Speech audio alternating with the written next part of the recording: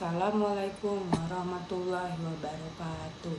Perkenalkan, nama saya Yanti Safitri dari kelas Manajemen 23EX. Di sini saya akan menjelaskan apa itu ilmu ekonomi makro. Ilmu ekonomi makro. Ilmu ekonomi makro adalah cabang ilmu ekonomi yang mempelajari fenomena ekonomi dalam skala besar, seperti negara atau wilayah secara keseluruhan. Ini berfokus pada analisis dan pemahaman tentang bagaimana faktor-faktor ekonomi makro seperti pertumbuhan ekonomi, inflasi, pengangguran, siklus bisnis, kebijakan fiskal dan moneter, neraca perdagangan, serta pertumbuhan populasi mempengaruhi ekonomi secara keseluruhan. Tujuan dari ilmu ekonomi makro adalah untuk memberikan pemahaman yang mendalam tentang fenomena dalam skala besar, seperti negara atau wilayah secara keseluruhan. Melalui pemahaman ini, tujuan-tujuan yang harus dicapai adalah ilmu ekonomi untuk menciptakan pertumbuhan ekonomi yang berkelanjutan. Ini mencakup analisis terhadap faktor-faktor yang mempengaruhi PDB dan produktivitas.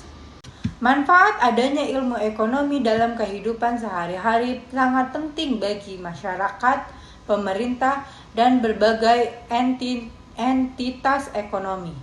Melalui analisis makroekonomi, pemerintah dapat merancang kebijakan yang tepat untuk mengendalikan inflasi, mengurangi pengangguran, dan mencapai pertumbuhan ekonomi yang berkelanjutan. Ini juga memberikan panduan bagi perusahaan dalam pengambilan investasi yang cerdas dalam pengelolaan risiko.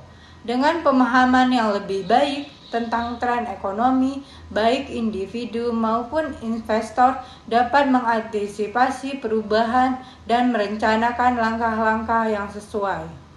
Berikut ini beberapa konsep kunci dalam ilmu ekonomi makro.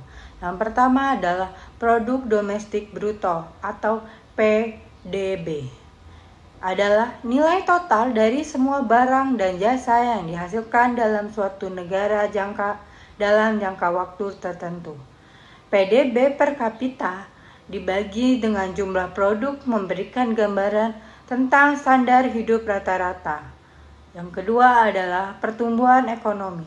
Pertumbuhan PDB adalah presentasi perubahan PDB dari tahun ke tahun menggambarkan kesehatan ekonomi suatu negara, produktivitas, efisiensi dalam penggunaan faktor produksi, tenaga kerja, modal, dan lain-lain untuk menghasilkan barang dan jasa.